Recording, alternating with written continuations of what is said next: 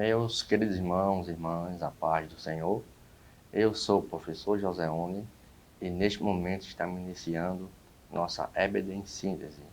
Este programa era de inteira responsabilidade do Departamento de Ensino da Igreja Evangélica Assembleia de Deus em Mossoró.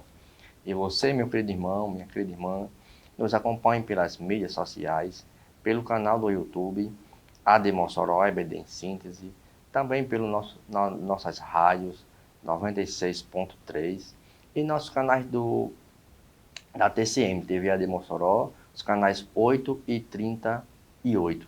Então você, meu querido, minha querida irmã, pode nos acessar, pode tirar suas dúvidas, e hoje estamos participando da lição de número 8, que tem como título O Bom Pastor e os Pastores Infiéis. Lembrando que essa lição ela é do nosso mais novo trimestre, no quarto trimestre, que tem como título A Justiça Divina, a preparação do povo de Deus para os últimos dias do livro de Ezequiel.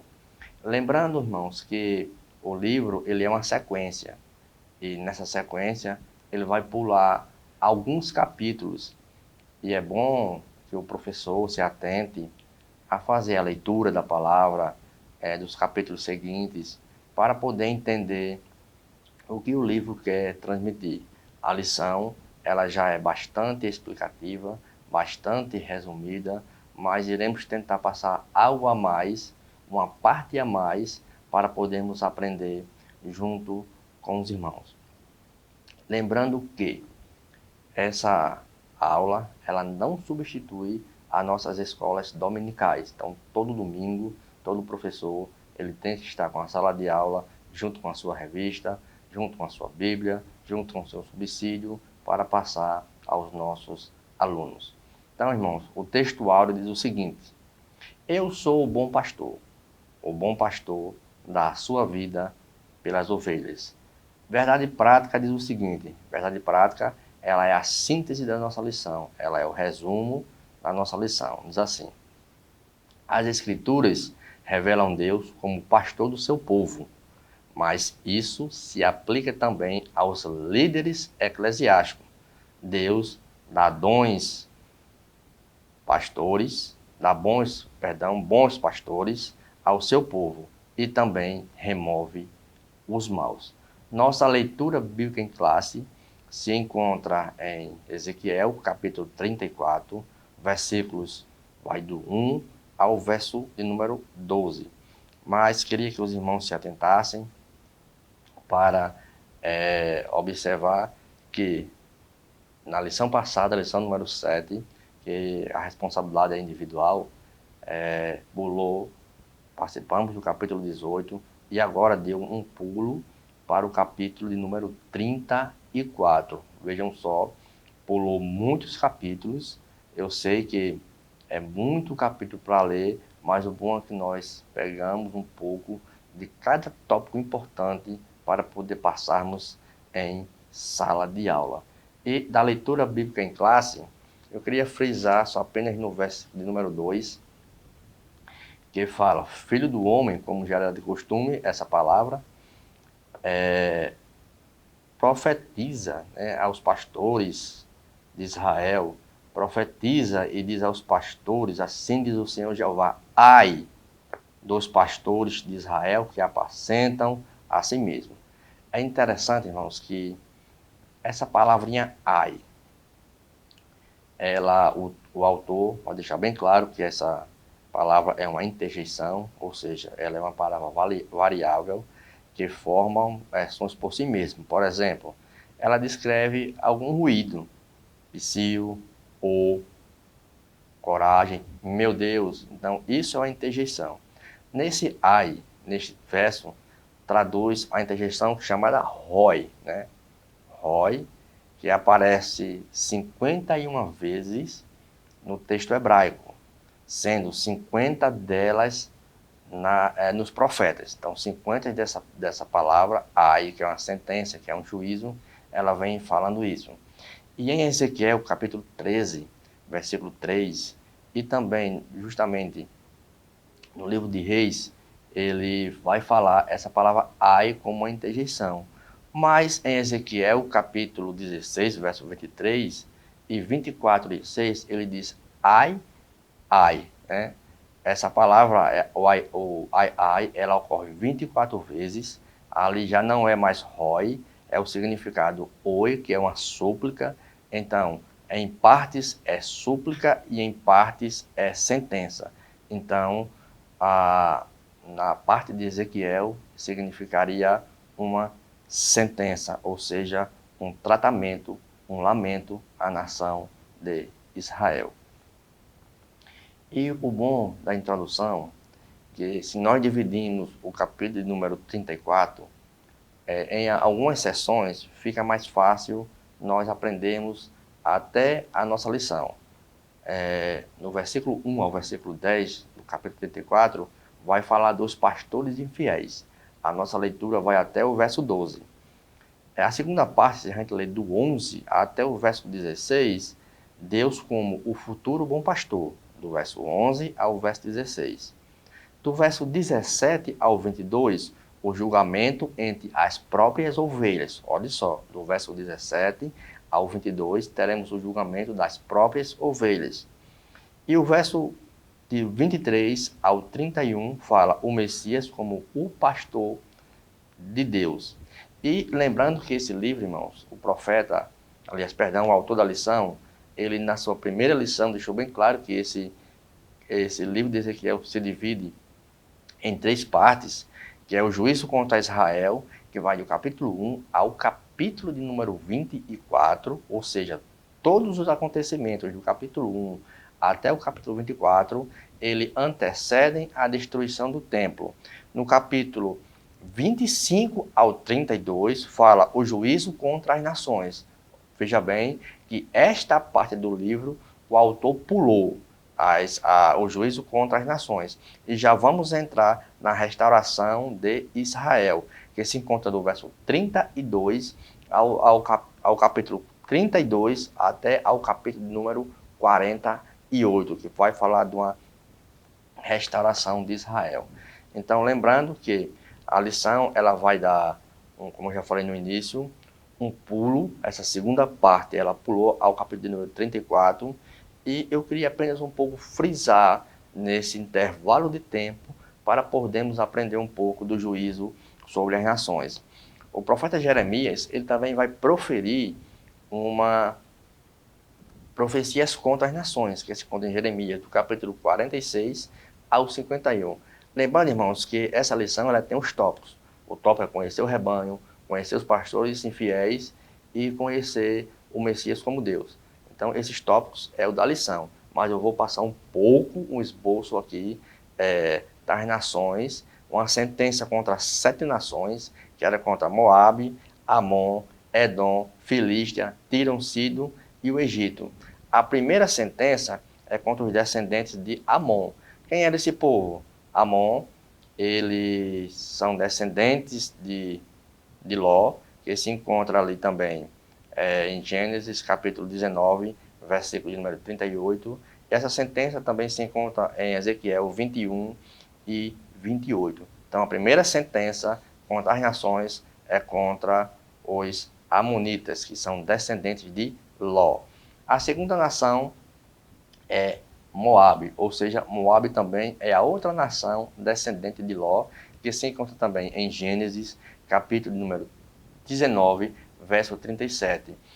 Os moabitas diziam que a casa de Judá era como todas as nações, e justamente sobre isso veio o seu juízo. E Amon, ela já havia sido alertada contra a sua destruição. Em Ezequiel 21 e verso 28, Deus já falou uma sentença sobre os amonitas. A terceira nação é os Edonitas. Olha só, quem são o povo Edonita? São povo descendentes de Esaú. Está lá em Gênesis capítulo 36. Um povo irmão dos israelitas. Então o povo, veio a sentença para esse povo porque era um povo vingativo. Se encontra em Ezequiel capítulo 25, versículo de número 12. os filisteus, que eram inimigos dos israelitas, descendentes de Asquelau, de Gaza. Temos também a quinta nação, que é Tiro, uma das principais cidades dos fenícios, né, que era conhecida pelas suas embarcações, pelos seus comércios. Tiro também, ele foi fornecedor de materiais de quê? Para o palácio do rei Davi e para a construção do templo. Isso se encontra em 2 Samuel, capítulo 5, versículo 11, e 1 Reis, capítulo 5, versículo 1. 2 Crônicas, capítulo 2, versículo 3. E também, o juízo divino veio para Tiro porque ele sempre procurou vantagem na queda de Jerusalém, né? E sem contar que ele também o rei era muito soberbo. Sidom, que é a sexta nação, era uma má influência para os israelitas, e a mesma cidade de onde se originou Jezabel, né? Se encontra em 1 Reis, capítulo 16, versículo 31, que levou todo o povo à adoração a Baal. E a sétima nação é o Egito, que foi um duro juízo por causa do tempo dos gentios, que se encontra em Ezequiel, capítulo 3, capítulo 30, verso 3, e também da soberba, que se encontra em 31, verso 14. E aí tem uma grande sentença para Faraó, que abalaria com isso aí todas as nações, porque ele, no texto, deixa bem claro, em 31:15, que Faraó desceu ao inferno, ou descia ao inferno. Meus queridos, lembrando que isso aqui é só uma visão panorâmica para podermos entrarmos na lição de hoje. Então, a palavra pastores geralmente era usado no Oriente para designar reis, profetas e sacerdotes. 1 Samuel 16:11, 2 Samuel 7:7. Então, geralmente, cuidado quando for usar, para usar pastores, e usar o texto de Ezequiel e o texto de Jeremias, porque os textos não falam de pastores em si, mas sim dos governantes. Lembrando também que Moisés, ele era considerava Israel um rebanho, né? Isso a gente vê em Números, capítulo 27, verso 17, e 1 Reis 22, 17. Vemos também que Jeremias considerava Israel um rebanho, está lá em 13, 17 de Jeremias. Zacarias também, no capítulo 10, versículo 3, mencionava também que Israel era um rebanho. O próprio Jesus, em Mateus, capítulo 10, versículo 6, capítulo 15, verso 24. Então, todos esses homens, eles falaram que Israel era como um rebanho. E o tópico 1, que fala justamente do rebanho, sobre o rebanho, sabemos que as ovelhas, elas são animais inteligentes, sensíveis e associáveis, e conseguem identificar os integrantes de seu grupo. O próprio Jesus falou que as ovelhas ouvem a minha voz e elas me seguem, então por isso que elas são associáveis. Lá sobre a natureza, no Salmo 23, que diz que o Senhor é meu pastor e nada me faltará, esse texto, ele fica um pouco dessa maneira, como se, através de um pastor, as bênçãos materiais nunca fosse falta na minha vida. Mas essa palavra não, no hebraico, é lo. Esse lo, se eu for ler a palavra no hebraico, essa palavra com lo, significa assim: o Senhor é o meu pastor e não nos falte. É Deus o pastor que não deve faltar nas nossas vidas. E rebanho, muitas vezes, como já falei, Israel, como era considerado rebanho, o autor aqui diz que Israel muitas vezes se pronunciava como ovelha sem pastor, né? E também na Nova Aliança, a igreja era conhecida também como o rebanho de Deus. Meus queridos, essa foi nossa visão panorâmica do primeiro bloco. Não sai do seu local, que logo logo iniciaremos o bloco 2.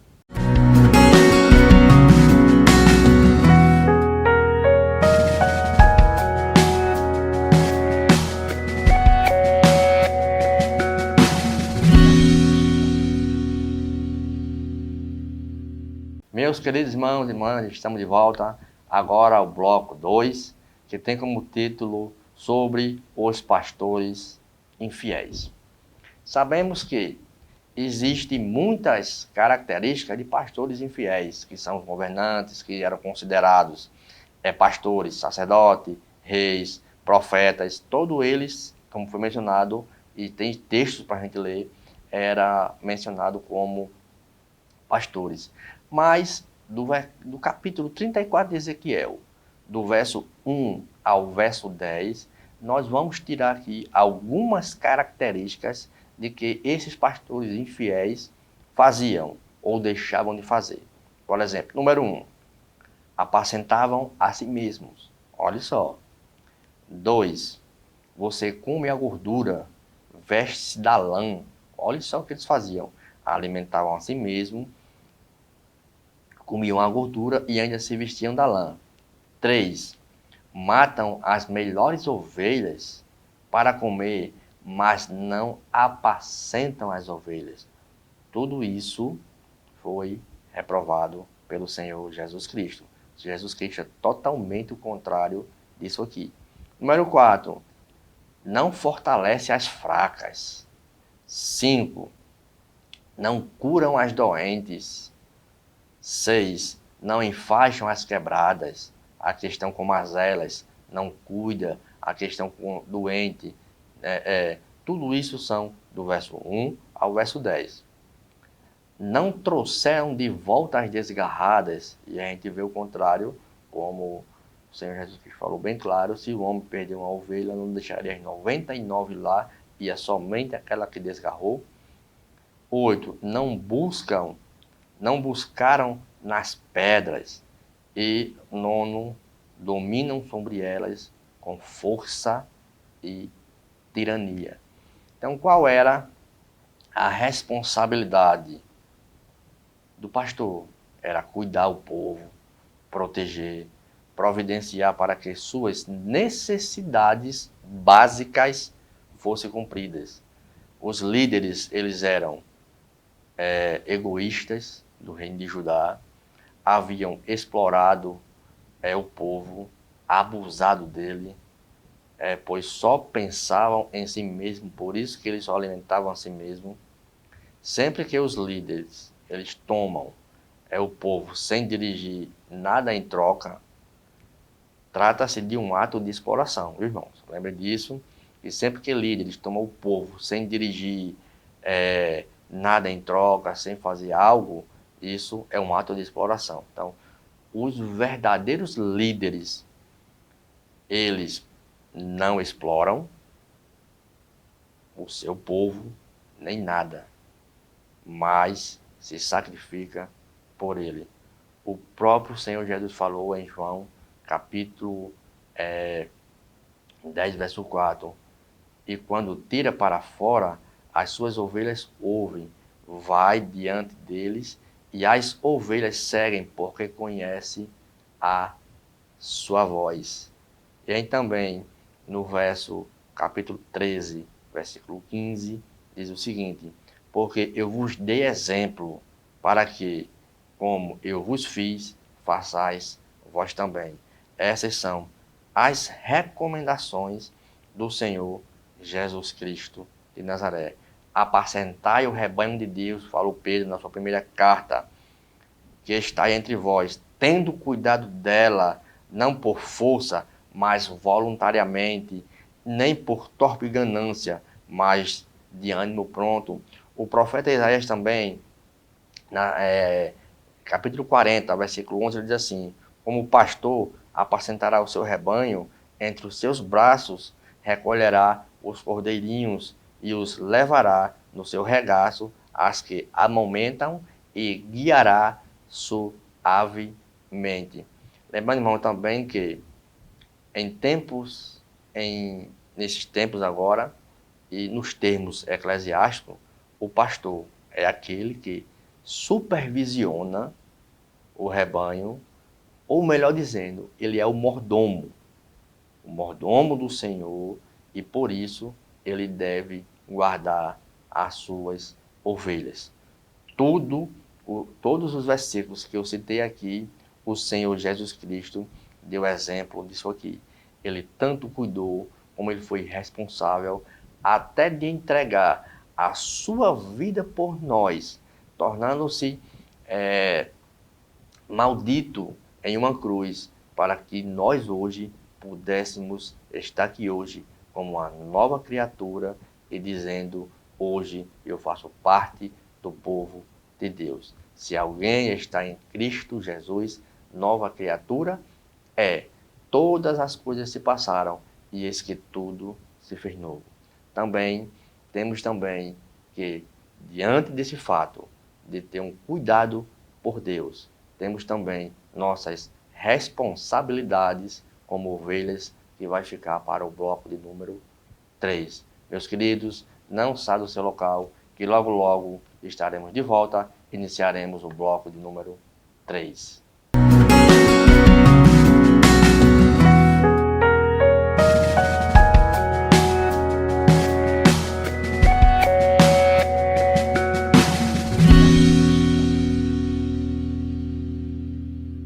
Meus queridos irmãos e irmãs, estamos de volta agora para o bloco de número 3. E tem como título Sobre o Bom Pastor. Jesus, ele, com certeza, como a Bíblia já atesta, ele é o bom pastor. O próprio Deus, ele toma as próprias dores das ovelhas, como foi citado no bloco anterior. E tem uma reação divina para os maus pastores. Mas Jesus, ele foi o único que foi incansável em sua tarefa como pastor. Como já foi falado, até assim mesmo ele se entregou por suas ovelhas. Deixou bem claro que quando vier um falso pastor, o ladrão, ele vem roubar, matar e vem destruir. Jesus disse: eu vim para que tenham vida e a tenham em abundância. E o que um bom pastor ele faz? Ele conduz as suas ovelhas, porque na condução as ovelhas ouvem a sua voz, como já foi dito em João capítulo 10, versículo 4. Ele faz também conhecido por elas. Isso também está em João no capítulo 10, versículos 3 e 5. Olha só, o bom pastor ele conduz suas ovelhas e as ovelhas a seguem. Por quê? Porque eles conhecem a voz do pastor. Não vão seguir a voz de um estranho. E ele conduz suas ovelhas com exemplo, como também foi citado em João capítulo 13. E ele dá a sua vida por amor às suas ovelhas. Está em João capítulo 10, versículo 11, que é o nosso texto bem presente na nossa lição. É interessante que o termo pastor, no grego, é poimé, que tem como significado apacentar as ovelhas. Este é um título que originado desse termo grego. E a principal missão de um ministro é cuidar das pessoas que receberam a Jesus Cristo como Salvador. Então, elas estão lá cegas sem guias. Então, o pastor, através do seu ministério, através do seu dom, ele vai cuidar das suas ovelhas. É interessante que em 1 Pedro, como foi lido aqui, no versículo 2 e verso 3, nós vamos ler aqui agora, na Bíblia Sagrada. 1 Pedro, capítulo de número 5, e verso 2 e 3 diz assim: pastoreai o rebanho de Deus, que há entre vós, não por constrangimento, mas espontaneamente, como Deus quer, nem por sorte da ganância, mas de boa vontade. Verso 3. Nem como dominadores dos que vos foram confiados, antes tornai-vos modelo do rebanho. Interessante que essa palavra, pastorear, no grego, é poimanho, ou seja, pastor é poimen, né, ou poimen, e pastorear é poimano, né, que significa apacentar ou apacentador. Veja só os termos que é usado. E é interessante que o texto também diz, não por obrigação. Olha só, primeiro tem que ter a vocação, tem que ter o chamado, e aí é distribuído os dons, como Paulo citou em Efésios capítulo 4. Essa palavra, não por obrigação, é anakastos, no grego, que não por força ou por constrangimento. Olha só, não é por força e nem por constrangimento, mas de bom grado e de bom agrado na obra de Deus. Também tem espontaneamente, que é recúsios ou recousos, né? Dependente da... Esse espontaneamente é você se voluntariar, é você ser voluntário para apacentar ou ser um apacentador na obra do Senhor Jesus Cristo de Nazaré. É tanto que Timóteo, na sua carta, capítulo 3, ele diz: aquele que almeja o dom de ministério, o episcopado, excelente obra o almeja. Não como dominadores, também o texto vai dizer. Esses dominadores, no grego, é katakureus, ou seja, ele tem uma ideia de você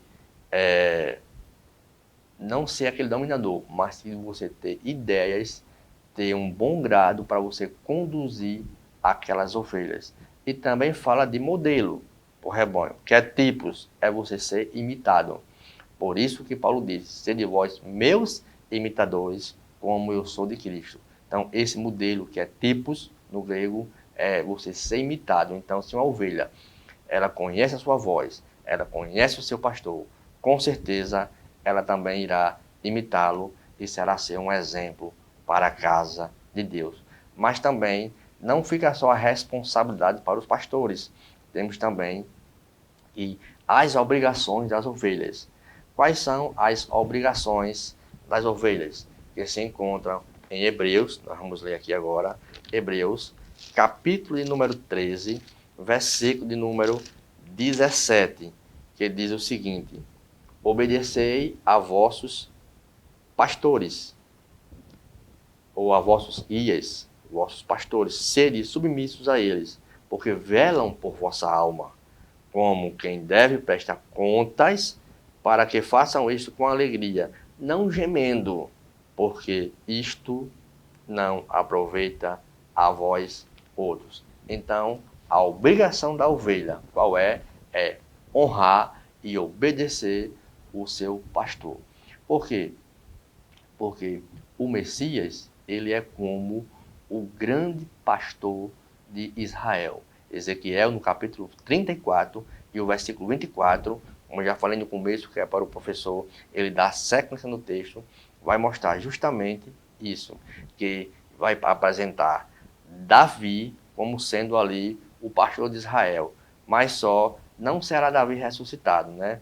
Aquele texto é o Senhor Jesus Cristo de Nazaré, mas porque sairia da linhagem e da descendência de Davi. Isso fica claro nos textos de Zacarias, no capítulo 12, versículo 9, no capítulo 13, versículo 1, você lê do 12 até o 13, vai ter lá Cristo como pastor do rebanho de Israel. Jeremias, no capítulo 23, no versículo 5, Jeremias 38, dos versículos 8 a 10.